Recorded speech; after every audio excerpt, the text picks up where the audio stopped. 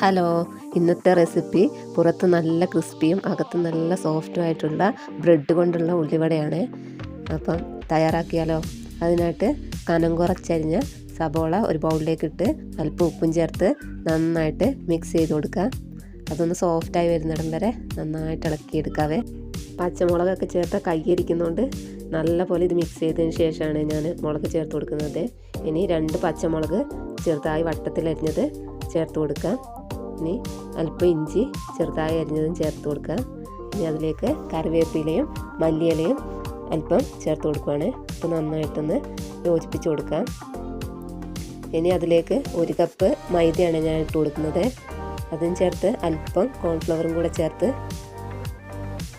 ഒന്ന് മിക്സ് ചെയ്തതിന് ശേഷം അതിലേക്ക് കാശ്മീരി മുളക് പൊടി ഒരു ചെറിയ സ്പൂണാണ് ചേർത്ത് കൊടുക്കുന്നത്. അതും ചേർത്ത് അല്പം ഗരം മസാല 1/4 ടീസ്പൂൺ ഗരം മസാലയും കൂടെ ചേർത്ത് കൊടുത്തു.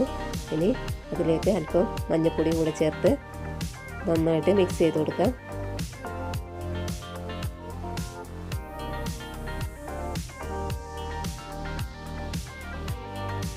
ഇനി അല്പം വെള്ളം ചേർത്ത് കൊടുക്കുകയാണ്. വെള്ളം കൂടെ ചേർത്ത് നന്നായിട്ട് ഇളക്കി യോജിപ്പിച്ചെടുക്കാം. ഉള്ളി റെസ്റ്റ് ചെയ്യാൻ വെക്കുകയാണെങ്കിൽ അതിന് ഇറങ്ങുന്ന വെള്ളം മതിയായി. ഇപ്പം ഞാൻ അപ്പോൾ തന്നെ തയ്യാറാക്കുന്നതുകൊണ്ട് അല്പം വെള്ളം ചേർത്തിട്ടാണ് ലൂസാക്കി എടുക്കുന്നത് ഉള്ളി. ഇനിയിപ്പം ബ്രെഡ് എടുത്തിട്ടുണ്ട്. ഇനി ബ്രെഡ് 4 കഷ്ണങ്ങളാക്കിയിട്ട് ഒരു ബ്രെഡിനെ 4ആയിട്ട് മുറിച്ചെടുക്കുകയാണ്.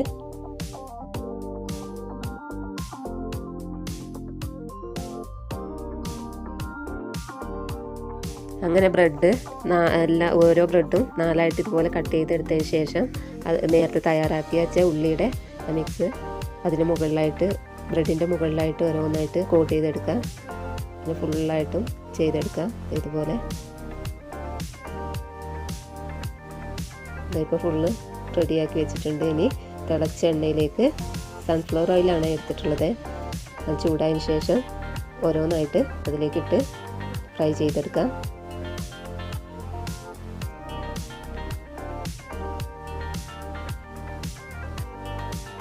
ഹൈ ഫ്ലെയിമിൽ തന്നെയാണ് റെഡിയാക്കി എടുക്കുന്നത്. ഇനി ഒരു വശം വെന്ത് വന്നാൽ തിരിച്ചിട്ട് കൊടുക്കാം. ഇതിപ്പോൾ ഉള്ളിവട റെഡിയായി വന്നിട്ടുണ്ട്. ഗോൾഡൻ കളർ ആകുമ്പോൾ കോരി മാറ്റാം. പിന്നെ ഫുള്ളായിട്ട് ഫ്രൈ ചെയ്തെടുക്കുകയാണ്. എളുപ്പത്തിൽ തയ്യാറാക്കാൻ പറ്റുന്നതാണ്. അടിപൊളി ടേസ്റ്റുമാണ്. ആ ബ്രെഡിൻ്റെ ആ ഒരു ഇതും സാധാ ഉള്ളിവട അല്ലെങ്കിൽ ടേസ്റ്റാണല്ലോ. ഇപ്പോൾ ചായയുടെ ഒക്കെ കൂടെ എളുപ്പത്തിൽ തയ്യാറാക്കി എടുക്കാൻ പറ്റുന്ന അടിപൊളി റെസിപ്പിയാണ്. ഇതിപ്പോൾ ഫുള്ളും ഫ്രൈ ചെയ്തെടുത്തിട്ടുണ്ട്.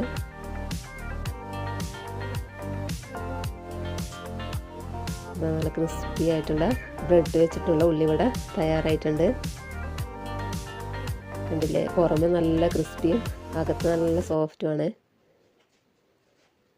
കഴിക്കാനും അടിപൊളിയാണ്, കാണാനും അടിപൊളിയാണ്. അപ്പോൾ എളുപ്പത്തിൽ തയ്യാറാക്കാൻ പറ്റും.